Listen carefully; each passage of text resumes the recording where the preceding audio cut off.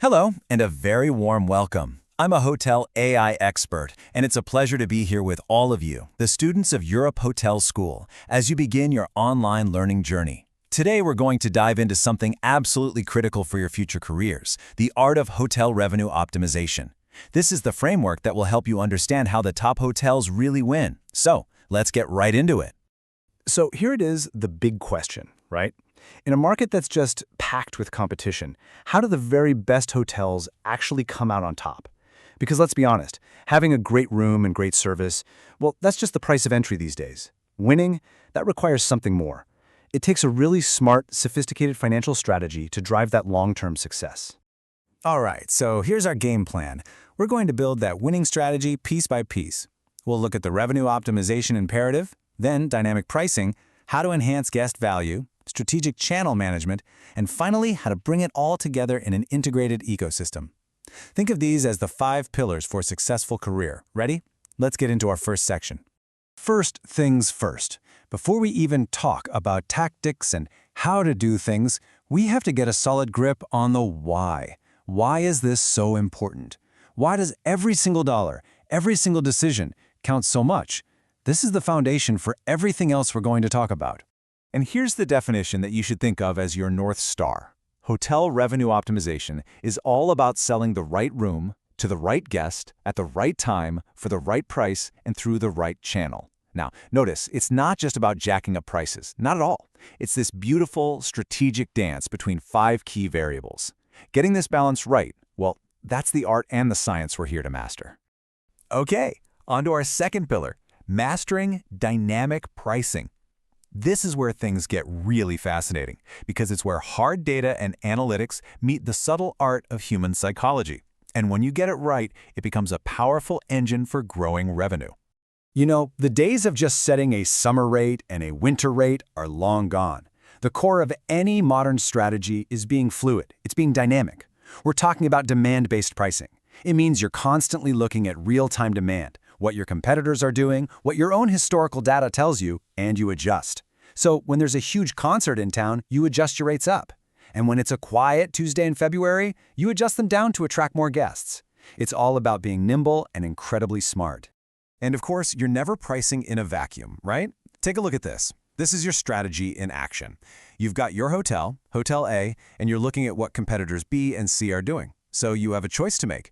Do you want to be the premium option, maybe just a little below competitor B on the weekend? Or do you want to go for volume, maybe pricing a bit lower like competitor C? How you position yourself against the competition is a huge part of your identity in the market. And pricing isn't just about the numbers, it's so much about perception. These psychological tactics are incredibly powerful. Take anchoring. You show a higher original price, and suddenly the current price looks like a steal. Or pricing things at $199 instead of $200. We all know it's only €1 difference, but it feels so much cheaper. And then there's urgency, putting up a limited time offer. That little bit of pressure can be just the push someone needs to stop browsing and actually book. All right, but here's the thing. Great revenue strategy goes way beyond just the price of the room. It's about looking at the entire guest journey. The next big piece of the puzzle is enhancing the perceived value for every single guest. Because when you do that, you're not just making them happier, you're also increasing what they're willing to spend. It's about thinking beyond just the room. And 2 of the most powerful tools in your toolkit for this are upselling and cross-selling, and it's really important to know the difference. Upselling is convincing a guest to buy a better version of what they already want, so think moving them from a standard room to a deluxe suite. Cross-selling, on the other hand, is about offering them additional things. They booked a room? Great! How about we add a spa package to that? Both of these are absolutely key to boosting your revenue per guest. A really smart way to cross-sell is by creating packages. It's a simple 3-step process. You start with your core offer, the room. Then you package it with other high-value services, like maybe breakfast or a guided tour. And then you promote it, not as a bunch of separate things, but as one complete, valuable experience. Suddenly, you're not just selling a room and some food, you're selling a romantic getaway or a city adventure package. It makes things so much easier for the guest and makes your hotel look like the perfect all-in-one solution. And this is where your guest data becomes absolute gold.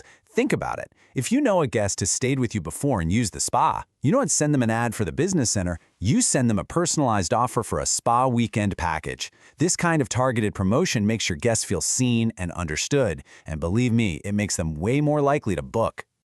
Okay, so we've got our pricing right, and we're offering amazing value. But that's still only part of the story. The next big area we need to master is strategic channel and stay management. This is all about the how and the when of bookings. It's about optimizing every single reservation to get the most out of it. You have to think carefully about where your bookings are coming from. Having a healthy distribution mix is crucial. You've got your online travel agencies, the OTAs, which are fantastic for getting your name out there, but wow, they take a hefty commission. Then you have your direct bookings through your own website. Those are pure profit. So the strategy is to find a balance. Use the OTAs to get new people in the door, and then do everything you can to make sure their next booking is directly with you. Here's another really powerful tactic, especially for your busiest times: minimum length of stay requirements. Let's say it's a huge holiday weekend. If you let someone book for just one night, you might be blocking someone else who wanted to stay for 3 or 4 nights. By setting a minimum stay, you make sure you're getting those longer, more valuable bookings during peak demand. It's a simple change that can have a huge impact on your bottom line. And you have to remember, this isn't a set it and forget kind of thing.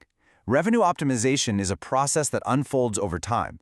Way out, maybe 90 days before arrival, you're focused on early booking discounts to build a solid base.